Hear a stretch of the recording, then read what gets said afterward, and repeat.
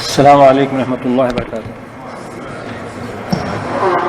If your brothers can come forward, if you want to stay and listen, then we can inshallah talk to each other as well when we need to.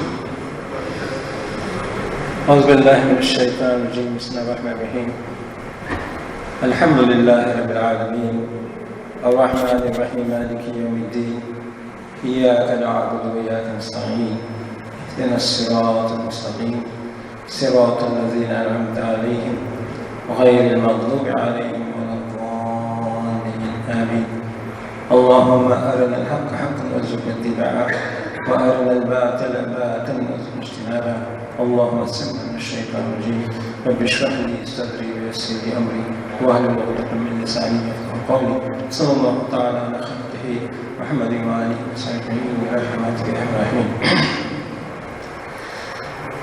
So, in the previous number of weeks, we have been talking about the topic of understanding Allah subhanahu wa ta'ala.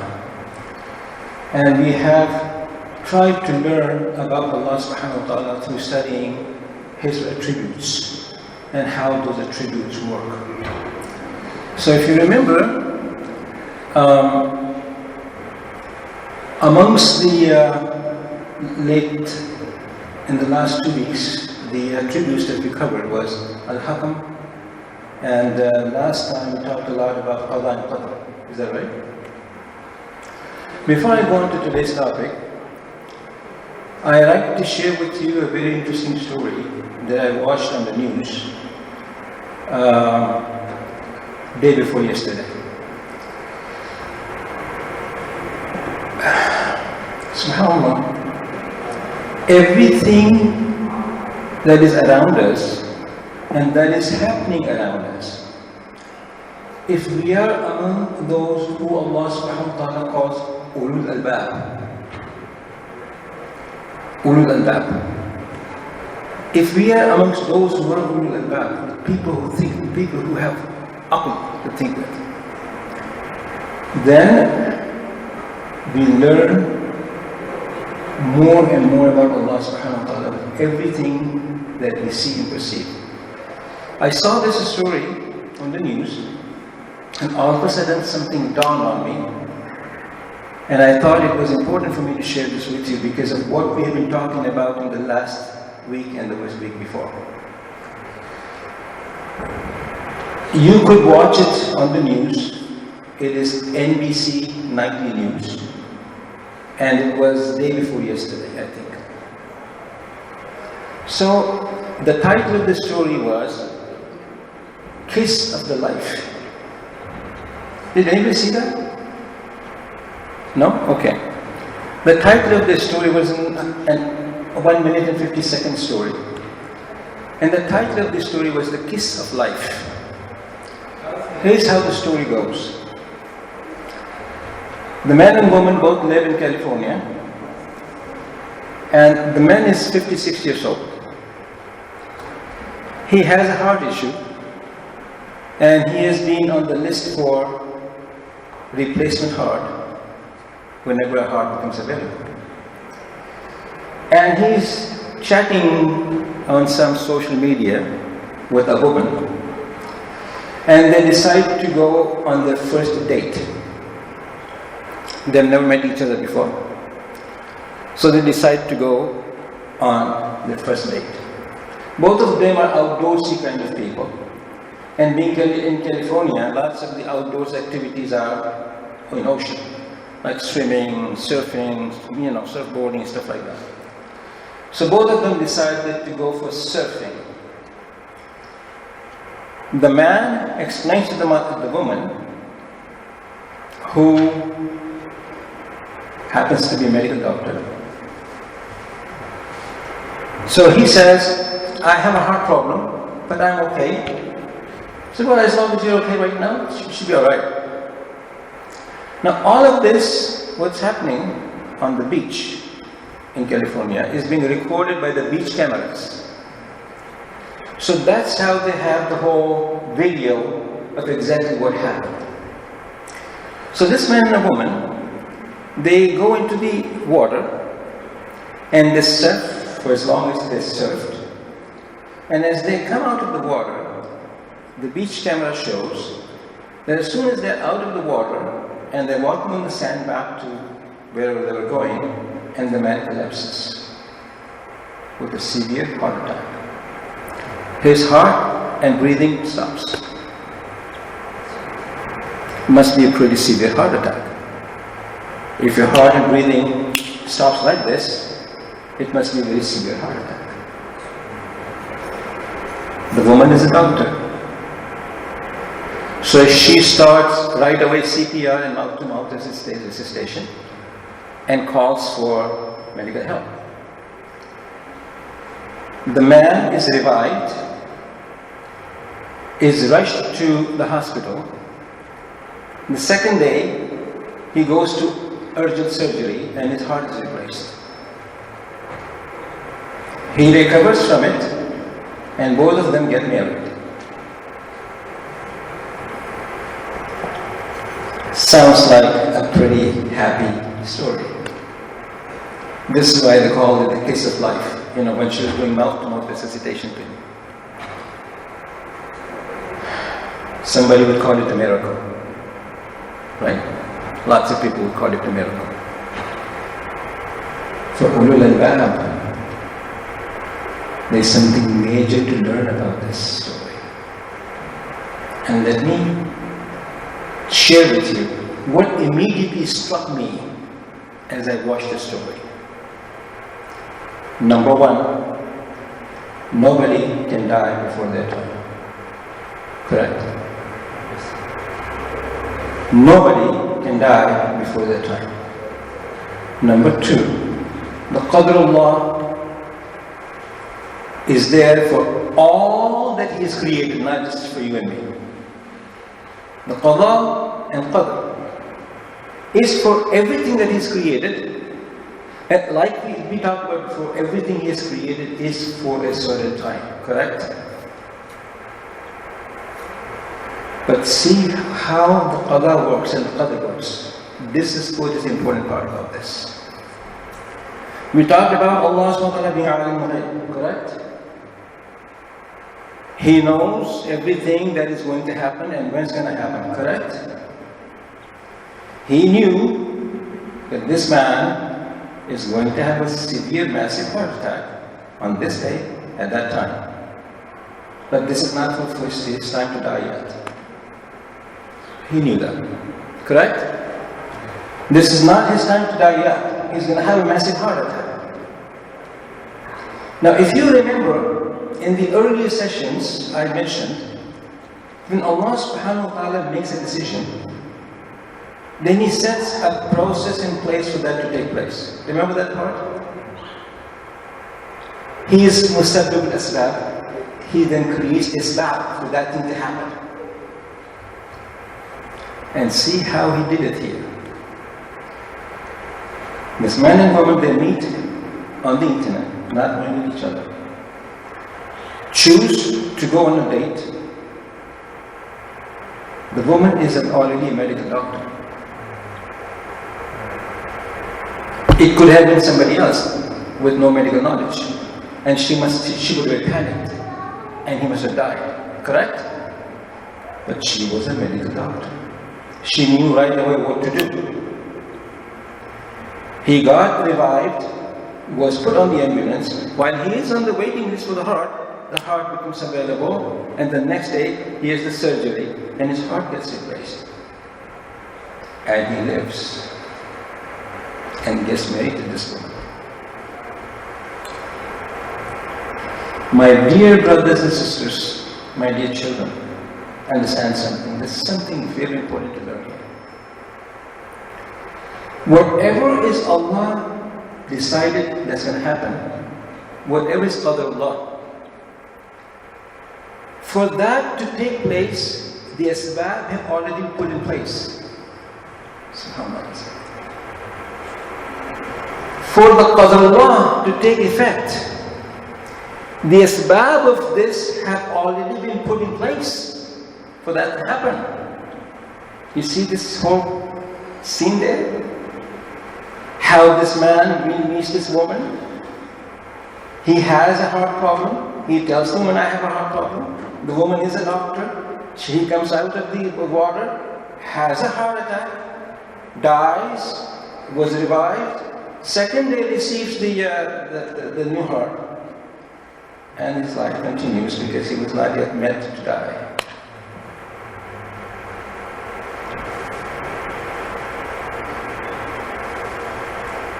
He was not even a Muslim. He told me that God doesn't even believe in God. Am I right? It's Californian people. Allah's forgiveness is for everyone. His mercy is also for everyone. What He has meant for you is going to come to you whether you are Muslim or not, whether you believe in Him or not. Makes sense? We are asked to make dua. And I mentioned to you last time, that doesn't change the Qadar Dua. The Qadar is written. What the dua does is two things. Number one, it makes us humble. It brings humility in us when we say, there's nothing I can do, there's nothing in my power to do this now. And then we show humility to Allah subhanahu wa ta'ala. It is the izz of the servant of Allah subhanahu wa ta'ala that Allah loves the best. When somebody turns to Allah subhanahu wa ta'ala with humility, Allah loves that. That's number one. So that we become humble.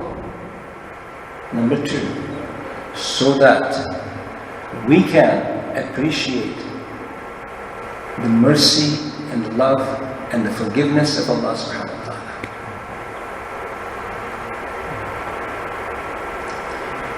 This ni'mah of humility and feeling humbleness and learning the right lessons from these things that we see in our life is only granted to people with wisdom and people who have faith. So these people, the two of them, what lesson did they learn from this lesson, this whole thing story? They said this about the last time as well. Now they have the mission in their life together, husband and wife, everybody should learn to do CPR. That's the lesson they learned. I'm not saying that they should not learn the CPR. But what I'm saying is that that's the only lesson they learned from this. Because they don't have the faith and they don't have that. Allah has not granted them that wisdom to learn the right lessons from these events of life. And this is the greatest lesson that we have. People with faith. You know, Rasulullah mentioned one hadith, the meaning of which is a few moments of tafakkur. You understand the word tafakkur? Making fikr. Making fikr, thinking in the sense of Allah subhanahu wa ta'ala is better than the whole night of worship. Correct? This is the hadith. Why is that? Because it is through this fikr and this tafakkur that we get to know Allah subhanahu wa ta'ala. That increases our iman. That keeps us connected with Him. That makes our iman unshakable and very strong. This is what is necessary. I chose to share this with you so that we can understand how Qadrullah works. And how Allah subhanahu wa ta'ala, the Musabbib al-Asbab, sets up things, whatever is needed at that time, to make what He intends to do. Everything in your life that is pending right now, I'm going to quickly share with you a case. I share this, my work, all the time with you because it makes a point in what we are learning. This young lady that I have been counseling had gone through a pretty severe 2 years of very severe depression. And the depression resulted from her marriage that was to take place in a couple of months to break suddenly. So they were engaged to be married for 2 years, over 2 years. And then 2 months before the marriage, it breaks. And she slipped into very severe depression. You can understand, a young woman, first time marriage, her wedding dress is ready, the halls have been booked, invitations are about to go out, and then it breaks. How would this young woman feel? She was going to very severe depression. It took 2 years of counseling for me to help her overcome this and deal with this.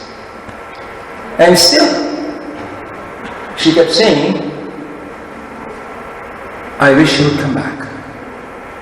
I wish he would come back. I can't see myself with anybody else. It is very difficult for girls, when something like this happens, for them to move on from many diseases. For women, it is very, very, very difficult. Which is why I suggest to our young sisters who are now in the colleges and the universities and high schools not to get into that situation. Not to get into that situation where they fall in love with or they become emotionally attached to somebody that they are not married to yet. Because it may result in grief, long-term grief.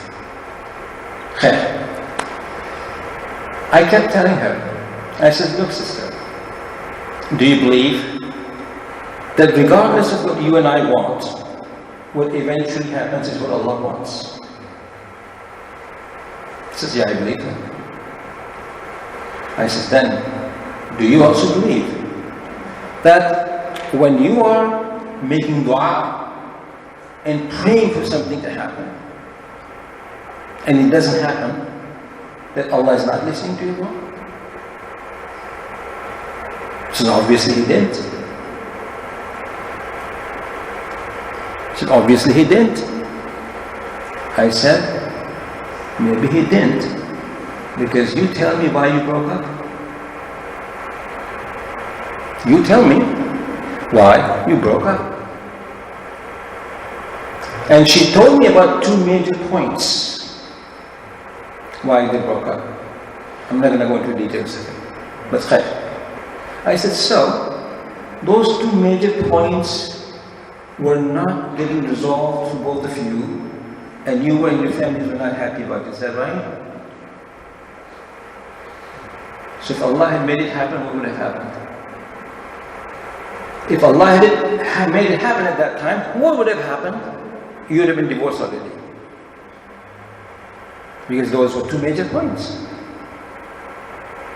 I said, Allah listened to your dua, but did for you what He thought was best for you.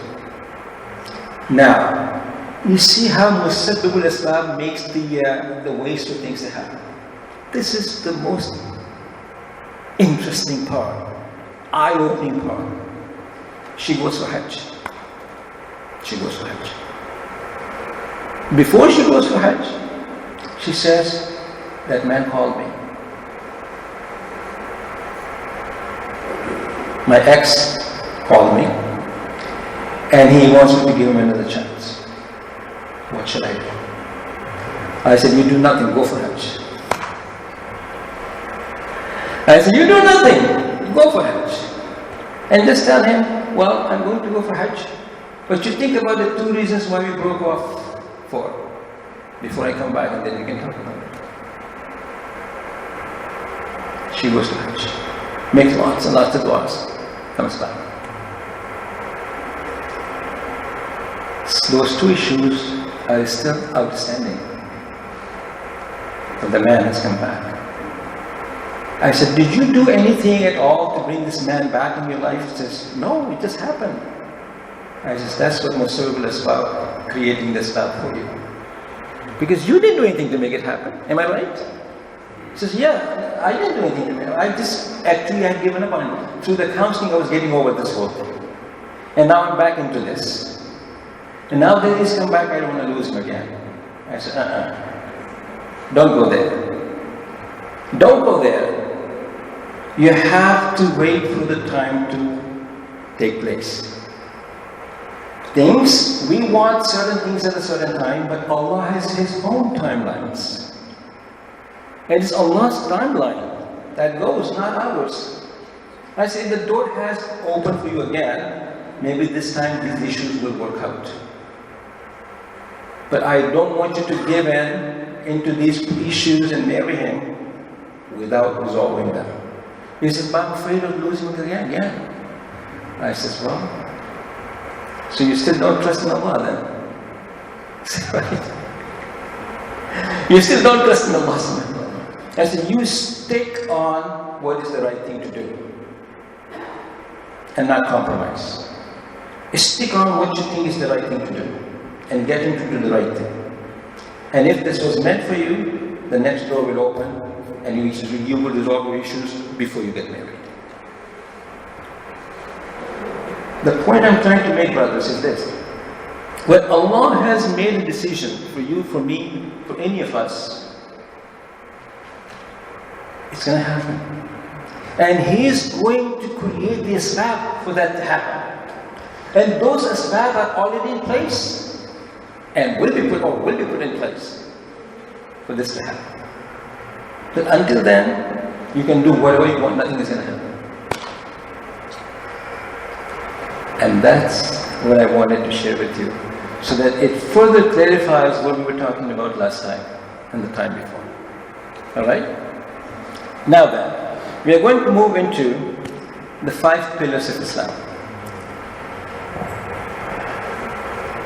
Like I mentioned many times before, generally, when we learn these things of ourselves, when we were taught these things of ourselves, and when we teach our children these things, we just teach them in a very superficial way.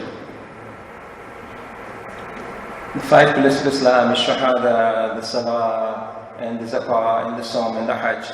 We are Muslims, we are supposed to believe in them. These are the 5 pillars of Islam. Am I right?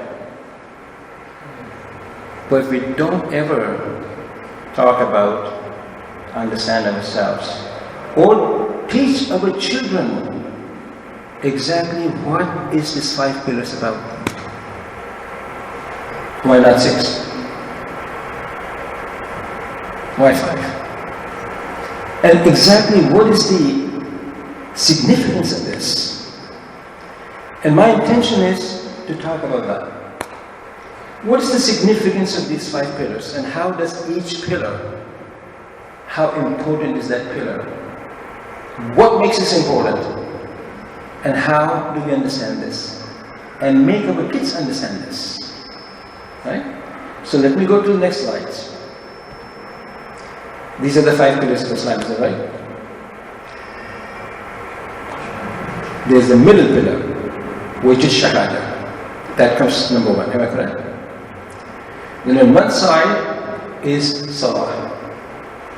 Correct? On the other side is Zakah. Then on the 2 end pillars are Sawm and Hajj. Correct? Let me explain to you the significance of these 5 pillars by giving you this scenario, this example.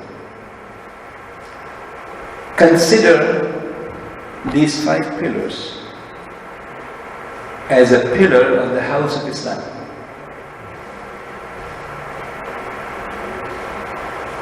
These 5 pillars. You see, every home, every structure has pillars to support it, am I right? And among those pillars, there are some key pillars. If you take that out, the whole structure collapses. Those of you who are into architect, you would know that there are some main pillars. If you take that main pillar out, the whole structure collapses. The house of Islam, of which we are all an extended family. In this house of Islam, we all live. And this house of Islam is extending over the entire earth. This house of Islam is extending over the entire earth. In the center of which is Shahdah, which is the main pillar of this house of Islam. And the entire population of the earth, whoever chooses to enter this house of Islam, has to first accept the main pillar. You see how Rasulullah said, the entire Muslim Ummah is one family, is one body, am I right? Now it makes sense. Now it makes sense that we are all living in the house of Islam, which extends from one end of the earth to the other end of the earth above us. And we are all in it as a family. Which is why it is said that each Muslim is another Muslim's brother or sister, am I right? We are related into this brotherhood. We are related into this brotherhood as an ummah because we are in the house of Islam. And anybody who wants to enter into this house is welcome. Anybody who wants to enter this house is welcome. And whoever enters into this house comes under the protection of Allah subhanahu wa ta'ala. If you truly become the part of the family of Islam. If we truly become the part of the family of Islam, then we come under the protection of Allah subhanahu wa ta'ala. Make sense? Now, if you take out, like in any structure, if you remove a main center pillar, the whole thing collapses.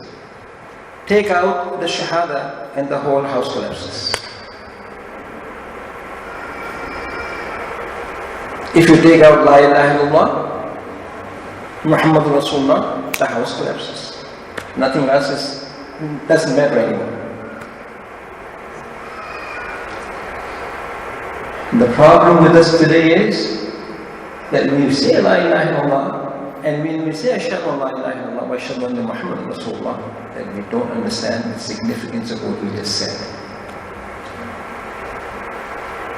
We don't understand the significance of what we just said. What we said is, now I become part of the family of Islam.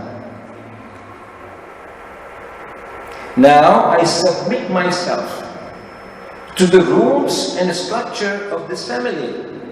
Every family has some rules and structure, am I right or wrong? Every family has some rules and some systems and some structure in place, and everybody has to follow it. Imagine your own home.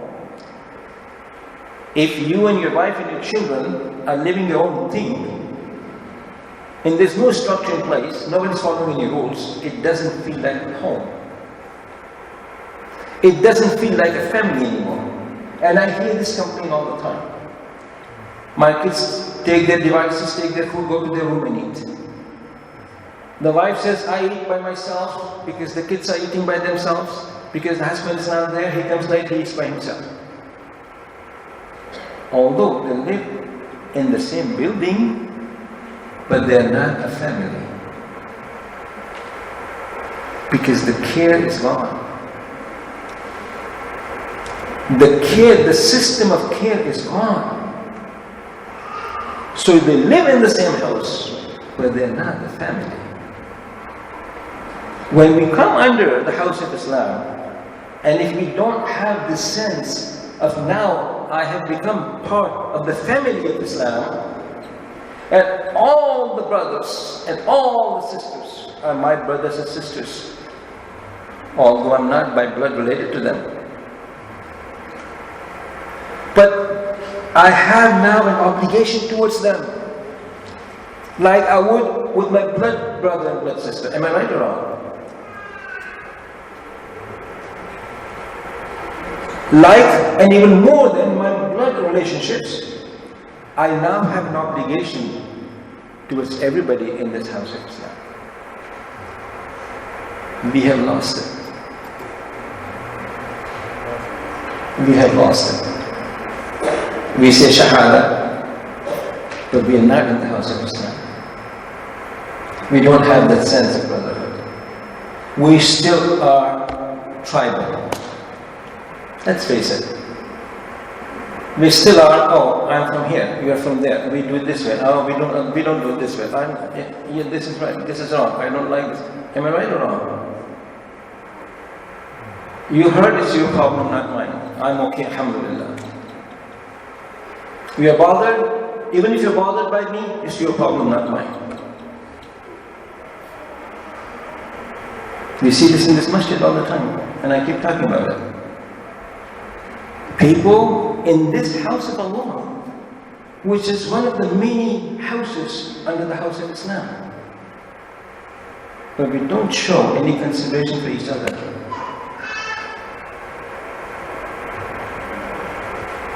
And that is the importance of understanding each of your children. My dear son, my dear daughter, when you say La ilaha illallah, Ashhadu la ilaha illallah, wa ashhadu anna Muhammadan abduhu wa rasuluh, now you are part of the family of Islam. That's what it means, my dear son.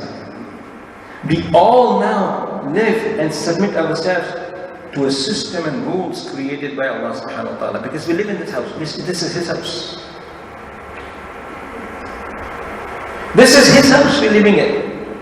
We are now under His protection. And we have to treat each other like brothers and sisters, truly. Regardless of what language we speak, where we come from, how rich we are, how poor we are, doesn't matter anymore.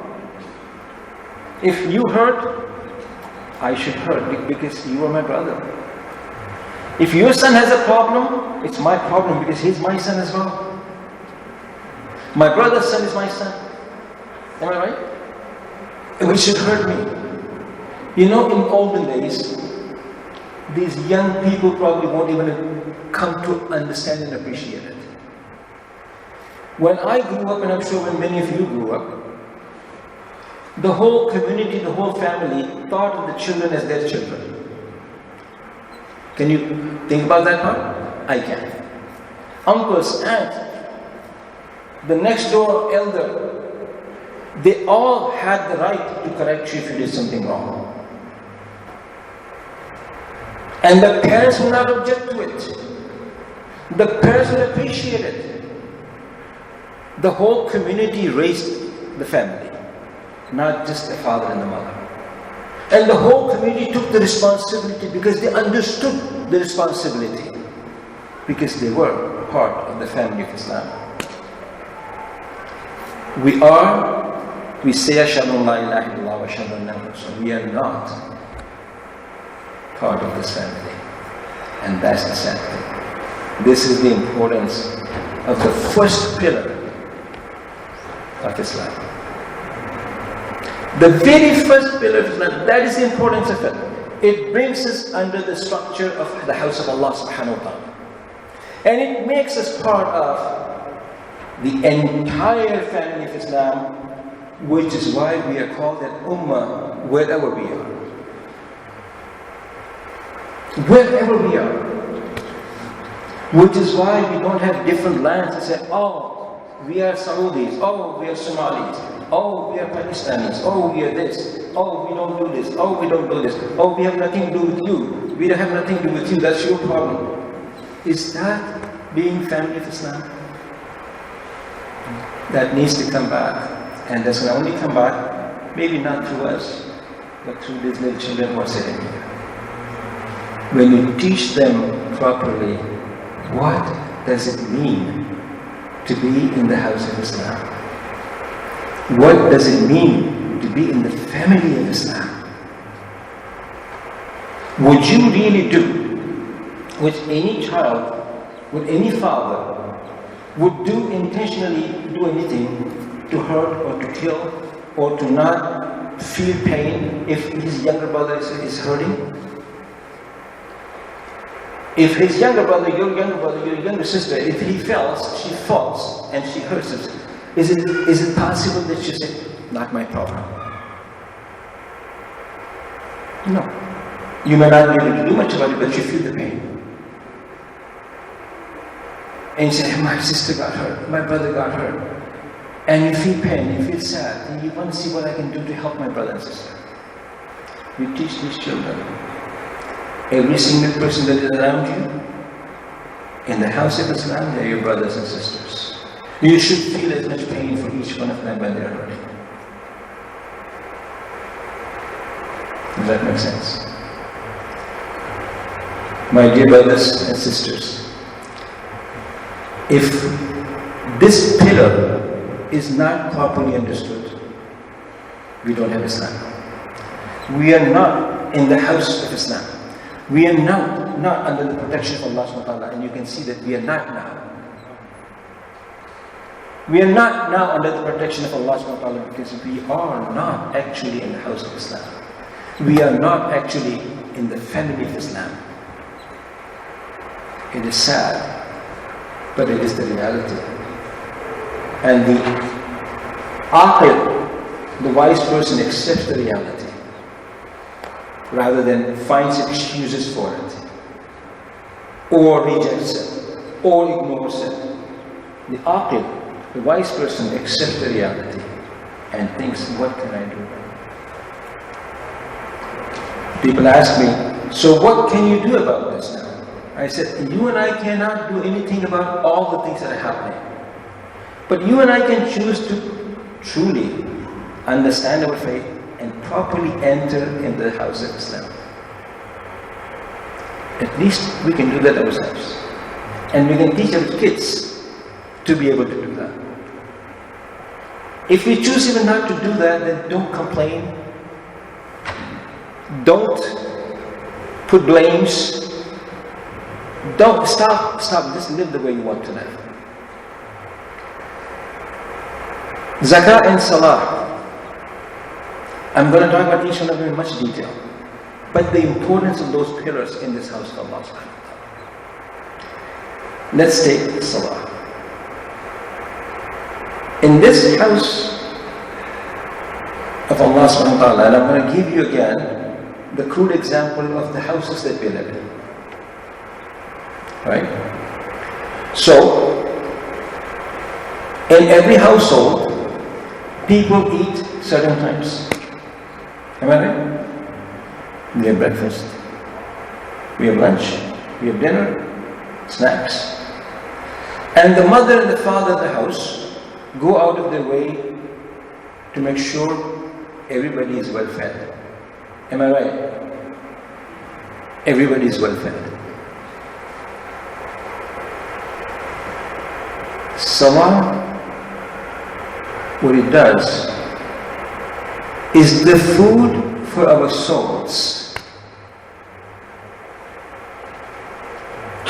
For a healthy family, it is important that they stay healthy. They don't get sick.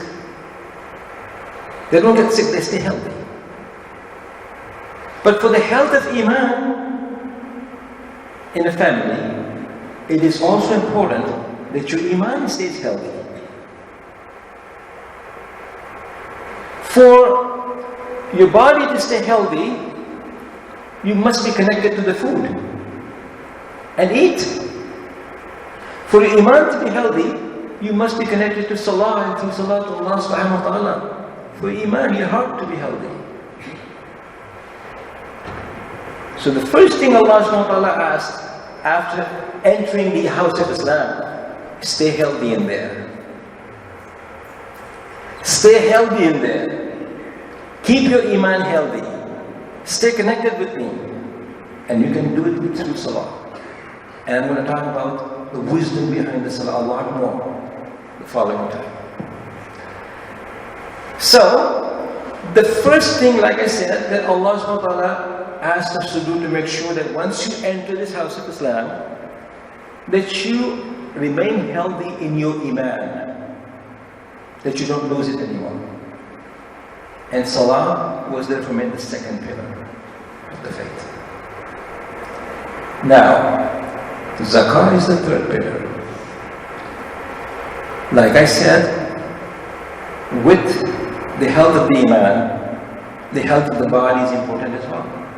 Am I right? And for the health of a body, we need food and medication, correct? For that, we need money, correct? Find a way to get money. Allah subhanahu wa ta'ala had set the system of zakah so everybody is well fed. So everybody has the money to buy their food and stay physically healthy as well. Subhanallah wa bihamdihi, subhanallah. So Allah subhanahu wa ta'ala took care of the whole human being. Body and soul, mind and heart. This is the beauty of the planning of Allah subhanahu wa ta'ala. This is the beauty of the pillars, how they are erected. So, with zakah, what does Allah teach us? What does Rasulullah sallallahu alaihi wasallam teach us? Everything that I give you beyond your need is not for you. This is the system that Allah has created to provide a risk for everyone. Because like I mentioned many times before, Allah is not going to provide risk for us by sending angels to every one of us. He's going to set the system up within the family of Islam. Am I right? So in your family, for example, if one of your brothers, one of your children becomes poor, loses the business, loses the job, if the family is truly a family, would they not get together and help this brother out? Or my brother lost his business, or my brother lost his job, he has a family, let's help him out. Am I right?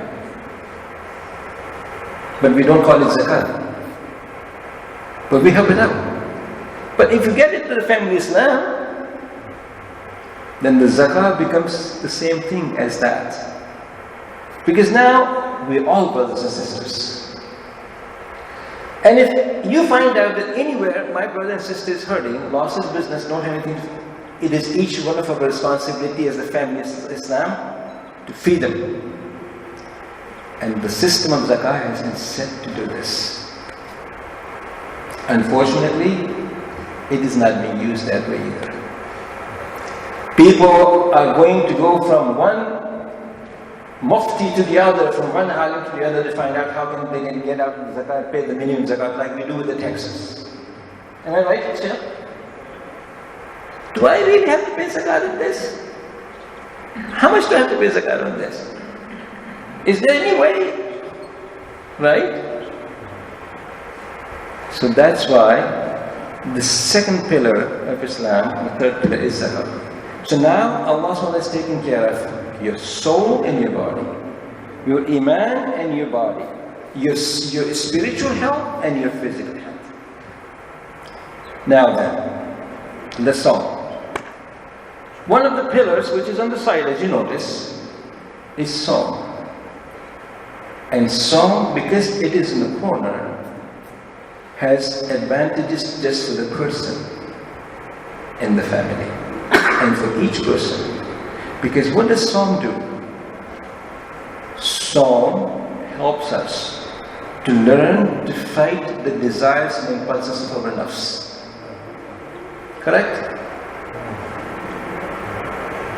The purpose of the song is not to starve you, to make you unhealthy. As a matter of fact, the Prophet, peace be upon him, said in one hadith, the meaning of which is, there are some people whose song don't give them anything except hunger for food and They don't get anything else from it. Because the purpose is lost. So that the individuals, in order to remain part of the family, has to be strong within inside himself, so that when a brother needs help, you don't feel inside, oh my God, if I give him, I'm going to be poor. Your nafs gets in the middle of it. Oh my God, I don't have to give it to him, other brothers can help him. To take away those feelings of miserliness, to take away those feelings of not caring for others, it is a training program on a yearly basis for us to learn control over our own ills of our nafs. It's a training program. Now go to the last pillar of Hajj. What does Hajj there for? And how is that pillar important? Like I mentioned to you, the house of Islam, with these 5 pillars, extends above the earth on the whole globe of the earth, with the center pillar being La ilaha illallah Muhammad Rasul. Now that the family is too big, the family is now too big. My family back home, my family is back home, alhamdulillah, my mom is still alive. May Allah bless her with life. But she is 10,000 miles away. I know I'm related to her. She's my mother and I'm her son. But to continue my relationship with my extended family, I go to meet with her every year. I go to meet with her every year to maintain my relationship as a family. The Hajj provides that opportunity to meet your extended family around the globe, so that you can be still all together in the house of Islam and make us feel, each other feel, you are in my house, you are my brother. And it also teaches us how all the rituals of the Hajj, they're not there just for rituals. It teaches us to be able to sacrifice the dearest thing to us for the pleasure of Allah subhanahu wa ta'ala.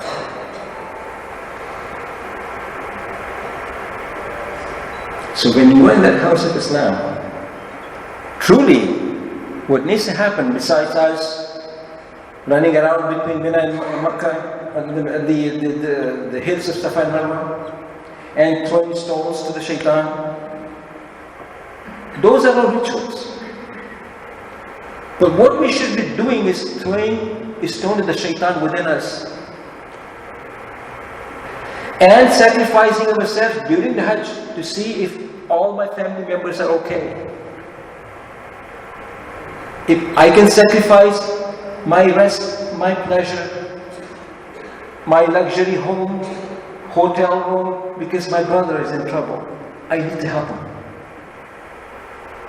Because that's what Allah wants from me. Look out for my brother. Now you go to Hajj. May Allah forgive us. But those of you who have been there know what the situation that happens there. People become very selfish, shove and push. Everybody wants to be the first. Am I right? It doesn't matter how many people you shove, push, and they'll fall. How many people will walk over them? Nobody cares.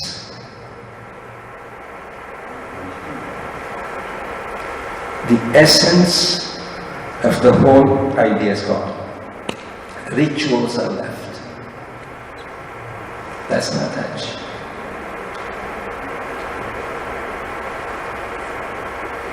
If you follow the rituals just for the sake of following the rituals, it doesn't do anything for you. As a matter of fact, in one hadith, Rasul also mentioned the meaning of which is, correct me if I'm wrong, is that some people, when they pray, and when the salah is taken to Allah subhanahu wa ta'ala, says, throw it back on his face, I don't need it. I don't need this salah. Because the essence of salah is not there. The soul of the salah is not there. This is the beauty and the importance of the 5 pillars of Islam.